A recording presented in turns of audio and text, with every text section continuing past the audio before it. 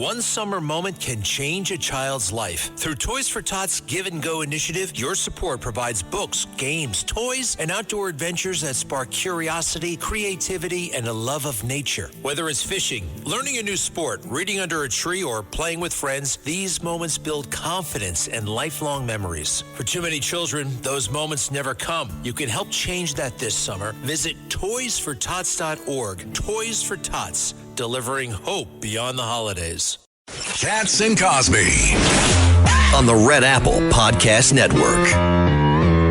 John, I understand we have calling in right now Michael Whatley, of course, a former chair. I'll take this one. You want to take this one? Yes. All right. Well, Thursday, what the heck is going on in the country and the GOP?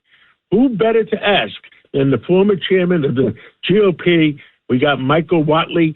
Well, Mr. Chairman, there's so many things going on. I know you got your hands full. You got your own race. We could talk about that too. But let's first talk about what's going on nationally. It is imperative that the GOP hold on to the Senate and the Congress. Otherwise, I guess our country could be in trouble. No question about it. You think about what President Trump ran on in 2016, 2020, and 2024. Rebuilding our economy, restoring our borders to keep our communities safe, and making sure America is the strongest, most respected nation around the world. That's what the Republicans are fighting for right now. The Democrats ran on open borders, inflationary spending, and a woke, weak America. They are doubling down on that right now. You look at the candidates the Democrats are putting forward for the House and for the Senate. Think about James Tallarico. Think about Graham Plattner. Think about my opponent, Roy Cooper, right? These are guys who absolutely are going to fight harder for criminals, for illegal aliens, and for men who want to play in girls' sports and go in women's locker rooms than they are the people of their respective states or the people of this country. Mr. Chairman, I just don't understand it. Has the Democratic Party gone a little nuts? I mean, how can they go to such extremes about wanting men to be going into women's bathrooms and hitting on President Trump for the Venezuelan boats that were coming in with drugs to hurt our kids? I just don't understand it. What is going on in our country? Well, you got to go back to where the fight is coming from, right? So there's a lot of policy that's driving the national conversation. It's coming out of New York. It's coming out of San Francisco. It's coming out of Chicago. And you got to follow the money. You know, George Soros and others who are very left-wing fanatics who are putting, hundreds of millions of dollars into American politics right now to be able to drive an agenda that just does not square with Main Street. And we're seeing it over and over and over again. You look at the reconciliation bill that just got passed and signed by the president to fund the Department of Homeland Security. That department was created after 9/11, after thousands of Americans were killed in Pennsylvania, killed in Washington, D.C., and obviously in New York, right? So we had to create a department to fund the department, to be able to protect the homeland. And the Democrats just shut down the government over funding for the Department of Homeland Security. It absolutely is baffling to me, their priorities. The ultimate driver for them is their hatred of Donald Trump, their opposition to Donald Trump.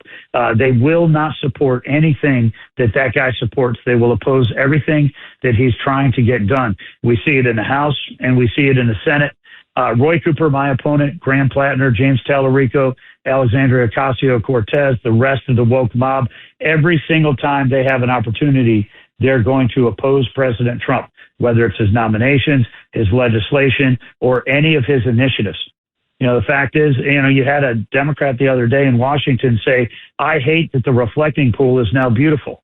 What? Let's talk about the priorities of America, and let's talk about the priorities of the people of America and go fight for them. Well, I even see that the National Parks, who reports to the executive office, is giving President Trump problems with putting on the wrestling match or creating the arch. This is the National Parks Department reports to the executive office. Who in National Parks is doing this? Yeah, you're absolutely right. And look, you gotta go back to the basics, right? What is the number one function of a government, of a state government, a local government, a federal government, is to protect its citizens. And when we talk about protecting citizens, that means we got to have criminals behind bars. It means that we've got to have, police on the streets. We've got to back the blue. We need to support them. We talk about homeland security to make sure that we do not have violent, criminal, illegal aliens that are coming into the United States and allowed to stay. It means that on the world stage, we're going to protect our interests and our allies around the world with our armed, forces.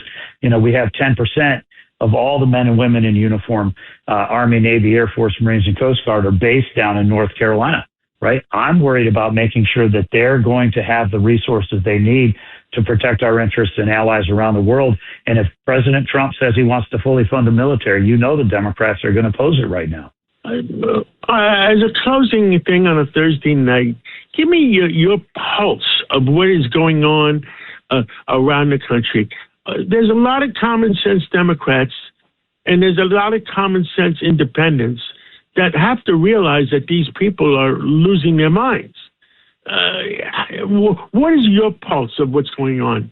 Well, you're absolutely right. And this election comes down to common sense. 24 came down to common sense. And the people of the United States of America said they did not want 4 more years of Joe Biden's inflationary spending, open borders, and woke, weakness in America. They didn't want Kamala Harris. They wanted common sense, which is why they voted for President Trump, why they voted for a Republican House and a Republican Senate. Right now we need to get back to focusing on those common sense issues. We need to make sure that we're creating an economy where people make more and keep more. We got to make sure that we're going to keep our kids and our communities safe. We got to make sure that we're the strongest, most respected nation again around the world. When we focus on those common sense policies, Republicans will be able to win in the elections coming up in 26.